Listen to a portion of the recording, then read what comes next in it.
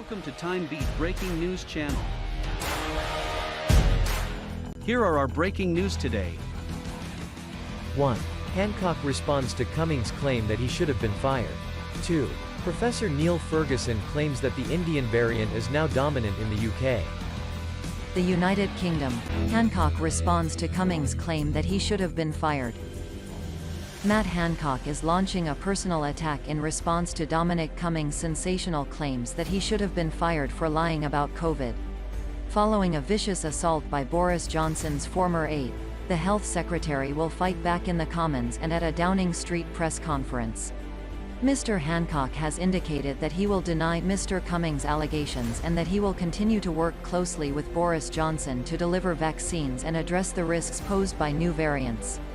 In response to Mr. Cummings' claims that the Prime Minister and the Health Secretary did not listen to science, Professor Susan Michie, a member of SAGE and an independent SAGE member, said Mr. Cummings painted a very depressing picture.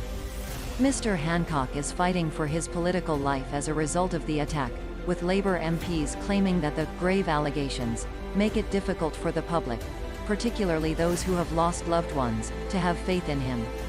Mr. Hancock launched his retaliatory attack half an hour after Mr. Cummings finished giving evidence to MPs on the Health and Social Care and Science and Technology Select Committees.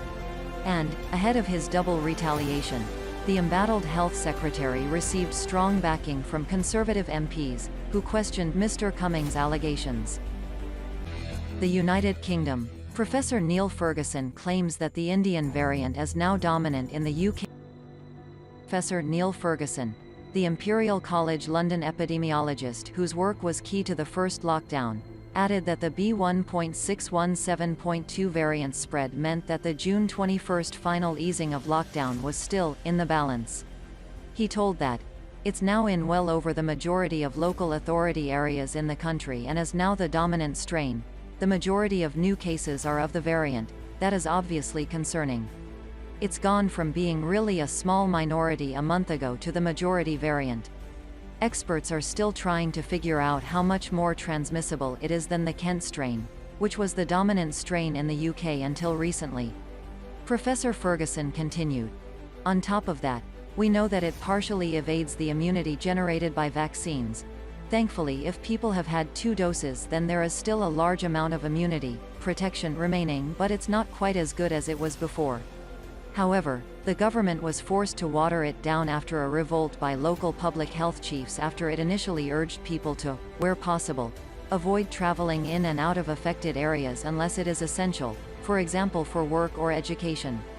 Surprisingly, the guidance was quietly released on a government website on Friday, with no major public announcement. Cabinet Minister Grant Shapps had admitted that government needs to learn communication lessons from the way the advice was issued. Thank you for watching. We help you stay up to date all the news hourly. Please subscribe our channel to follow up the latest one.